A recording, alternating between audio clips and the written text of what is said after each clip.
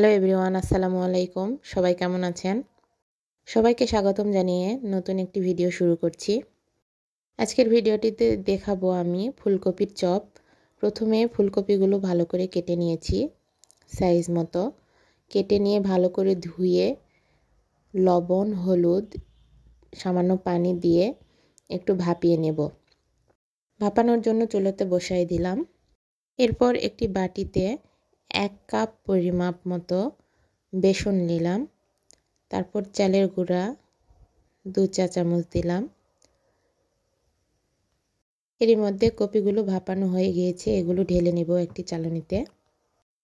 তারপর বেসন আটার সাথে আমি হলুদ গুঁড়ো, লবণ, লাল মরিচের গুঁড়ো, সামান্য ধনিয়া গুঁড়ো দিয়ে ভালো করে মিশিয়ে নেব এবং অল্প অল্প করে পানি দিয়ে হাত দিয়ে ভালো করে মিশিয়ে নেব।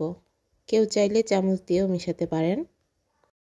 এখানে একেবারে বেশি করে পানি দেওয়া যাবে না, অল্প অল্প করে পানি মেশাতে হবে। বেশি পাতলা হয়ে গেলে এই পাকোড়াটা ভালো হবে না। এরপর চুলায় একটি কড়াই বসাই দিলাম। এখানে পরিমাণ মতো তেল দিতে হবে। তেলগুলো ভালো মতো গরম হতে হবে। গরম তেলে ভাপানো কপিগুলো বেসনের সাথে মিশিয়ে একে একে ছেড়ে দেব। মিডিয়াম টু লো হিটে রান্না করতে হবে। চুলার আঁচ হাই হিটে দেওয়া হবে না। হাই হিটে দিলে এখানে ভিতরে কাঁচা থেকে যাবে এবং উপরে পুড়ে যাবে, এটা খেতে একদম ভালো লাগবে না। তাই এগুলো মিডিয়াম টু লো হিটে ভাজতে হবে। আমার পাকোড়াগুলো ভাজা হয়ে গিয়েছে। বিকেলের নাস্তায় পারফেক্ট একটা রেসিপি ফুলকপির চপ।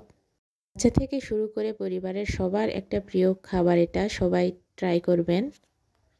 ভিডিওটি এ পর্যন্ত। সবাই আমার চ্যানেলটি সাবস্ক্রাইব করবেন। ভালো থাকবেন। আসসালামু আলাইকুম।